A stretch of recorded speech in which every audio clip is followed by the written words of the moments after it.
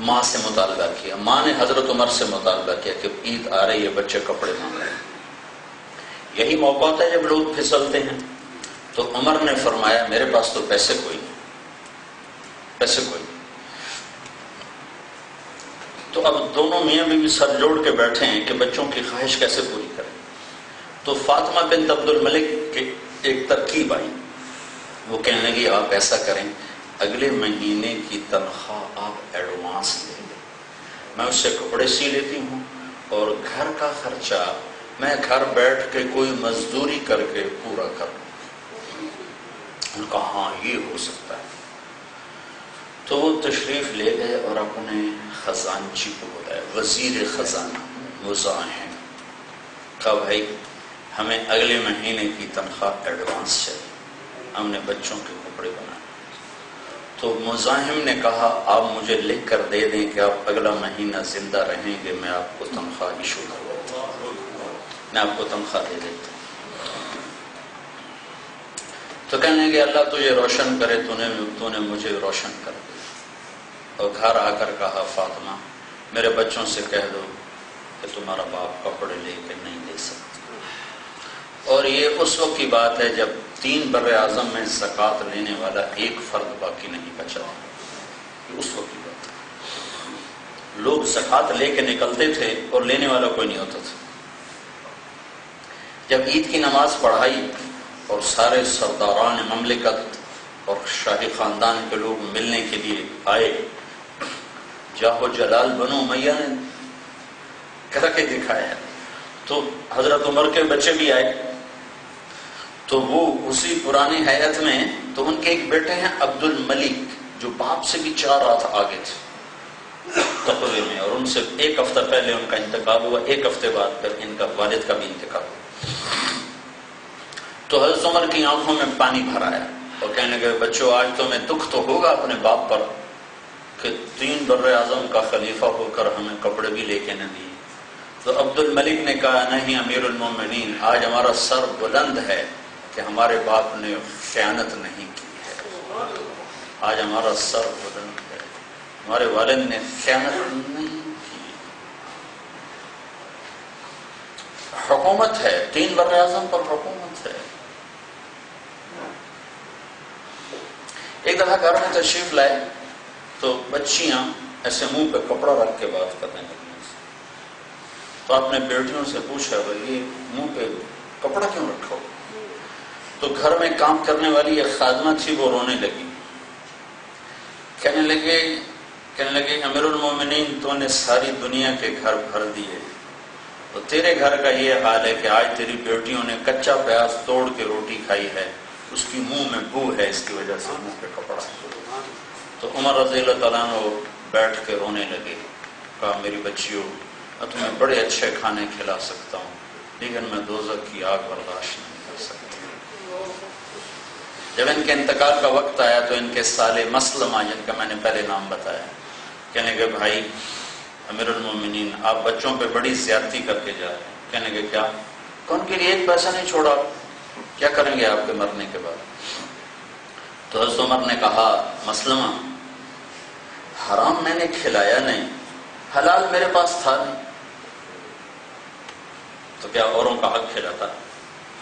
تو مسلمہ نے کہا چلو میرے بھانجے ہیں، میں 1 لاکھ روپیہ ہدیہ کرتا ہوں، فی کس آپ ان کو عطا کرو۔ کہنے کہ وعدہ کرتے ہو دو گے؟ کہا ہاں وعدہ کرتا ہوں کہ ایسا کرو جہاں جہاں سے ظلم کر کے یہ پیسہ اکٹھا کیا ہے وہاں واپس کر دو، میرے بچوں کو تیرے مال کی ضرورت نہیں۔ پھر اس کے بعد سارے بچوں کو بلایا، کہا میرے بیٹو میرے سامنے 2 راستے تھے، ایک یہ تھا کہ میں تمہارے لیے مال اکٹھا کرتا جہاں سے بھی کرتا، خود آگ میں جلتا، دوسرا یہ تھا میں تمہیں تقویٰ سکھاتا اور خود جنت میں جاتا۔ میں نے دوسرا راستہ اختیار کیا ہے، میں تمہارے پیچھے آگ نہیں سہ سکتا، جب کبھی ضرورت پڑے اللہ سے مانگ لینا، اگر تم نیک ہوگے تو اللہ تمہیں ضائع نہیں کرے گا، اور اگر تم برے ہوگے تو مجھے تمہاری ہلاکت کی پرواہ کوئی نہیں ہے۔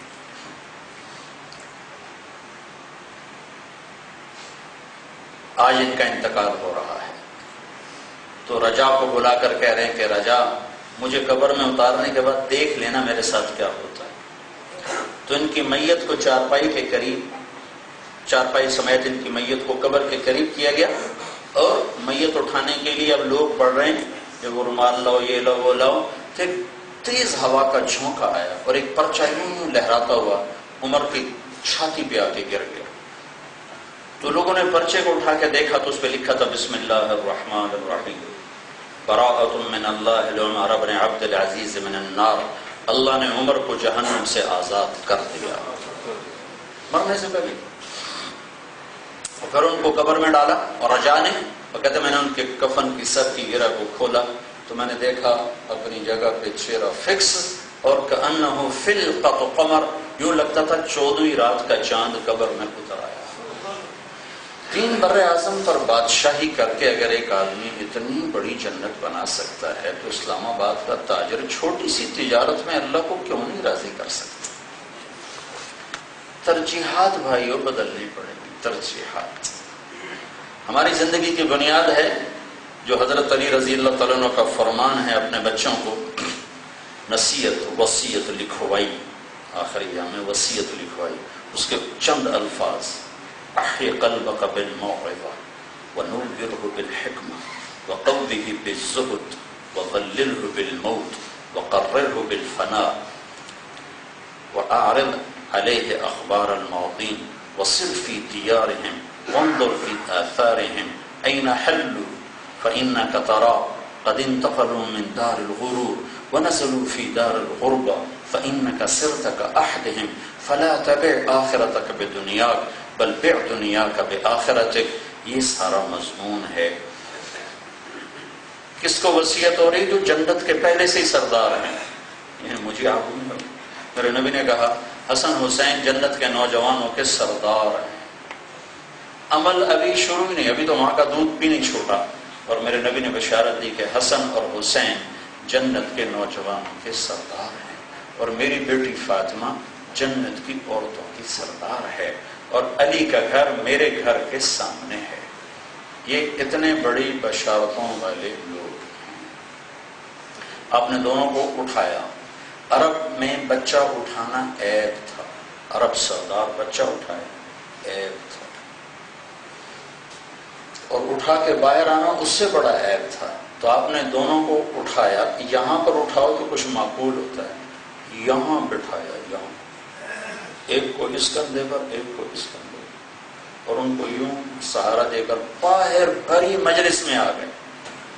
ایک بدو تو پاگل ہو گیا، وہ تو تصور نہیں کر سکتے تھے کہ یہ اتنا بڑا رسول یہ کام کرے گا۔ تو میں نے کہا یا رسول اللہ یہ کیا کر رہے ہیں؟ آپ کو ان سے اتنا زیادہ پیار ہے؟ ہاں ہاں مجھے ہی نہیں، اللہ بھی ان سے پیار کرتا ہے، اور میرے اللہ کا وعدہ ہے جو ان سے پیار کرے گا ان سے بھی اللہ پیار کرے گا، جو ان سے بغض رکھے گا اللہ ان سے بغض رکھے گا، جو ان سے پیار کرے گا اللہ ان سے پیار کرے گا۔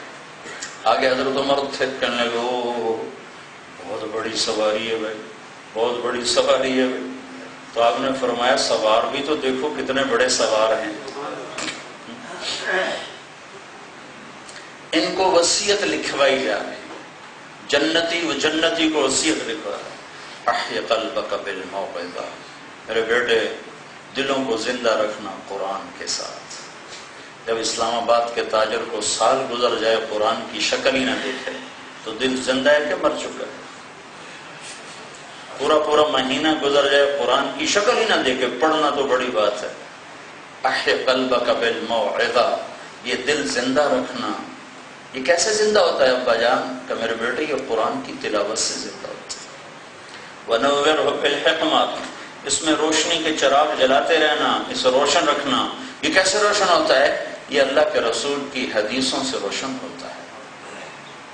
وَقَوْمِهِ بِالزُّهُدِ، اسے مضبوط بنانا۔ مضبوط کیسے ہوتا ہے؟ ایکسرسائز سے